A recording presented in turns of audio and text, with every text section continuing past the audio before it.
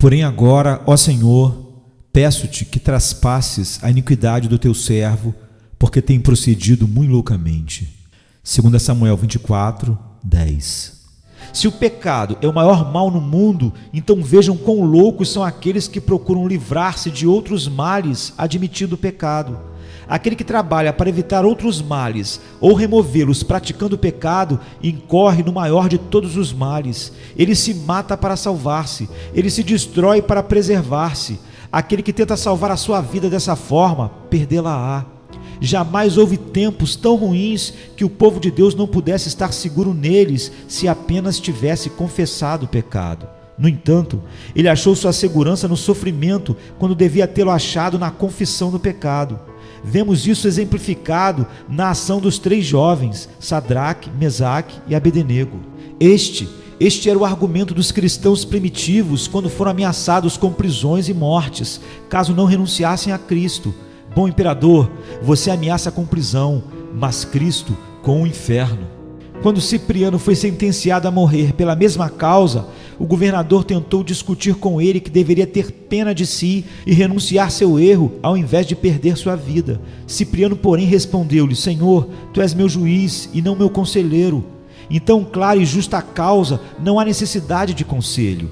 Não irei desonrar a justiça da minha causa, entrando em discussão e conselho, como se fosse decidir entre sofrer ou pecar. É como o caso do jovem de quem Basílio fala, que preferiu dizer adeus à vida e aos bens do que abandonar sua profissão de fé.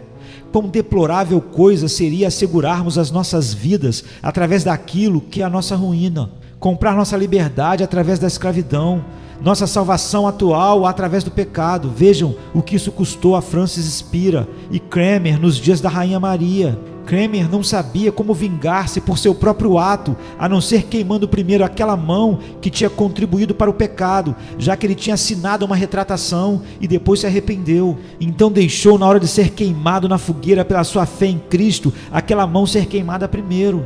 É melhor ainda estar na prisão do que pelo pecado abrir a porta da prisão, porque é melhor ser um prisioneiro de Deus do que ser um homem livre pertencendo ao diabo. Melhor perder tudo do que preservar nossos bens pela prática do pecado. E portanto, quaisquer que sejam seus problemas, quaisquer que sejam seus temores, quaisquer que sejam seus perigos, tenham cuidado em preservar-se ou comprar liberdade ou mesmo a vida por um preço tão alto como abraçar-se ao pecado, desonrando a Deus e ferindo suas próprias consciências.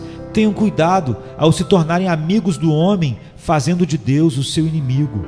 Não sabemos ainda qual será o rumo dos nossos tempos, porém está fora do alcance do poder ou da malícia dos homens fazer de você um miserável, meu amigo, se eles primeiro não fizerem de você um pecador.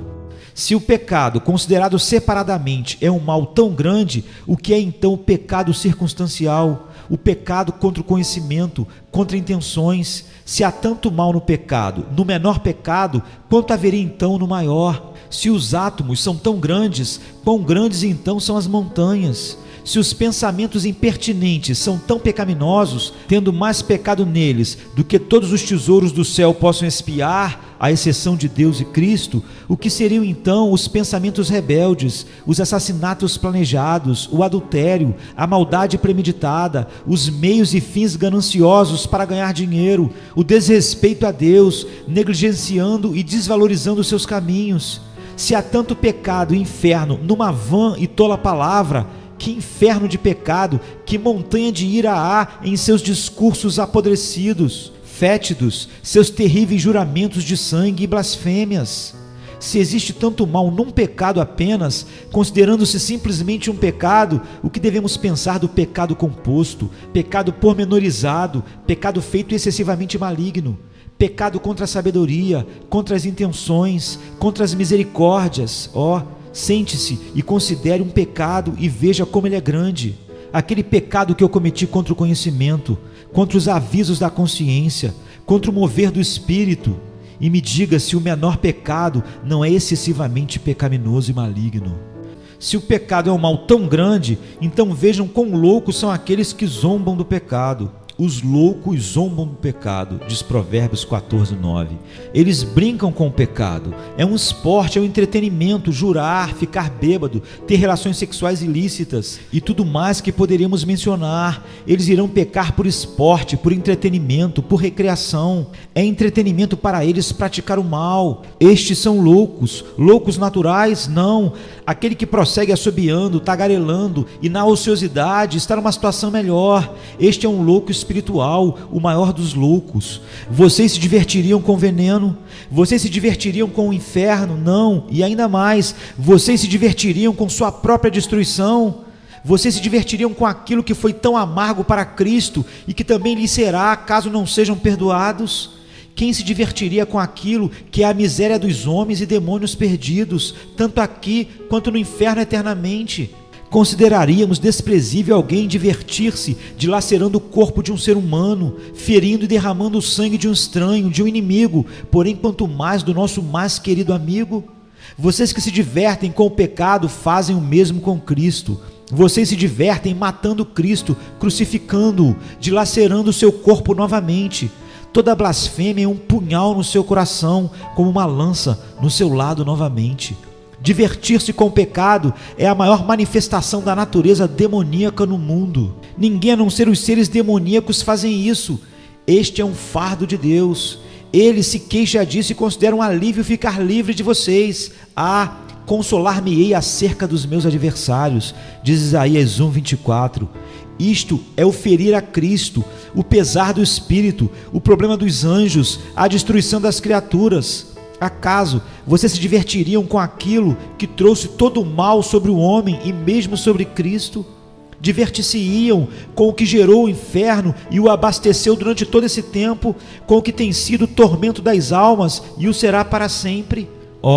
Não se alegrem naquilo que foi o sofrimento de Cristo e será o seu também para sempre, caso sua alegria no pecado não se transforme em pesar pelo pecado. Se o pecado é o maior mal, então vejam a absoluta impossibilidade de recebermos alívio e socorro da parte de qualquer um debaixo do céu por causa da culpa do nosso pecado, a não ser que venha do próprio Senhor Jesus Cristo. Você, pecador, cometeu um único pecado, então disso nem todos os tesouros da justiça nos céus e na terra são capazes de livrá-lo ou ajudá-lo, a não ser o Senhor Jesus Cristo. O que é exigido para expiar a culpa de milhares de pecados é também exigido para expiar a culpa de um só pecado. Infinita justiça é exigida para um e não mais é exigida para milhares. E tal justiça ninguém tem, a não ser Cristo somente. Ninguém pode nos libertar do mal do pecado, a não ser aquele que é justo. Ora, não existe justiça no mundo que seja proporcional ao mal do pecado, senão a justiça de Cristo.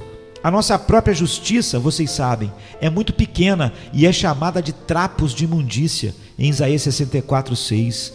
Um trapo, portanto, não pode cobrir-nos. Uma imundícia, portanto, embora pudesse nos cobrir, cobriria somente a imundícia com outra imundícia, como diz o profeta em Isaías 30:1.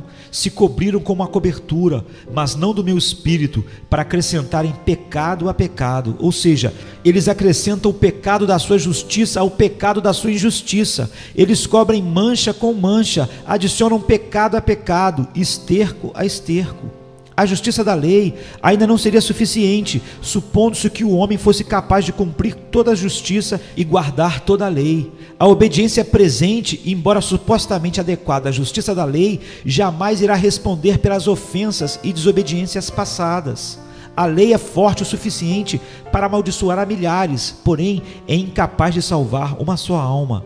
Pode trazer o inferno, a ira e a condenação sobre um mundo de pecadores. Todavia, é incapaz de trazer a graça ou dar justificação para um só deles. O apóstolo nos diz em Romanos 8:3, portanto, o que era impossível à lei, visto como estava enferma pela carne, Deus, enviando o seu Filho em semelhança da carne do pecado, condenou o pecado na carne.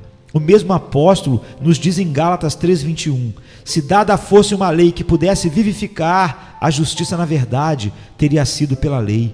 O apóstolo também nos diz em Gálatas 3:17, a lei que veio 430 anos depois, para mostrar que não precisamos trabalhar para que sejamos justificados, e sim sermos justificados para sermos capazes de trabalhar, ou seja, viver para Deus.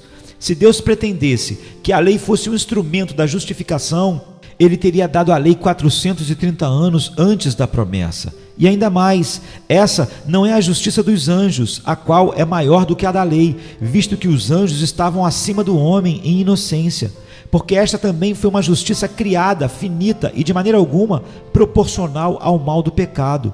Se o tivesse sido, um pecado não teria despojado imediatamente aqueles gloriosos anjos da sua bondade e feito deles demônios. O que o pecado fez, mostrando que existiu mais mal no pecado do que bem ou justiça neles. Bem, então isso mostra a absoluta impossibilidade de sermos libertos do mal do pecado por qualquer outro no céu ou debaixo do céu que não seja Jesus Cristo. Nada a não ser infinitude pode lidar com o pecado. É necessário infinita sabedoria para tratar disso. É necessário infinita misericórdia para perdoar, infinito poder para subjugar, infinito mérito para purificar e limpar, e infinita graça para aniquilar o pecado. Seja lá o que for que vocês pensem sobre o pecado, na verdade, ele tem sido o grande inimigo com o qual Deus e a sua graça têm contendido incessantemente desde que o mundo começou. E é por isso que Deus tem se empenhado totalmente, até mesmo a sua infinitude, em nos resgatar, em nos salvar das mãos e do poder do pecado. Sua infinita sabedoria, poder, misericórdia, verdade e santidade, tudo tem sido empregado para vencer o pecado, quero dizer, tanto para subjugar o pecado, como para salvar vocês, pecadores. O grande propósito de Deus, ao enviar Cristo ao mundo, sua encarnação, humilhação, paixão e morte, foi exatamente este: subjugar e destruir o pecado. Que grande inimigo era esse para que Deus enviasse seu Filho para subjugá-lo? Ele pode se utilizar de moscas, piolhos, a menor das criaturas, para destruir a maior e mais poderosa força sobre a terra, mas nada menos do que o seu Filho era forte o suficiente para conquistar o pecado. Vocês podem desprezar o pecado tanto quanto queiram, engoli-lo sem medo, viver nele sem percebê-lo, cometê-lo sem remorso. No entanto, isso que vocês tornam tão sem importância requereu nada menos do que o infinito poder de Deus para ser subjugado, a infinita misericórdia de Deus para ser perdoado, o infinito mérito de Cristo para expiá-lo. Foi isto que feriu e fez sangrar o coração de Cristo, e fará o seu também por todo sempre, se não se interessarem por ele. Come to me, you weary one, and I will give you rest.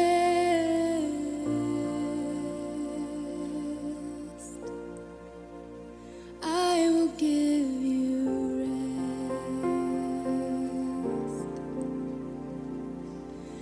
Come to me, you weary ones, and I will give you rest. Jesus. I will give you rest. For my yoke is easy, and my burden is light. Take me upon you, and I will give you rest.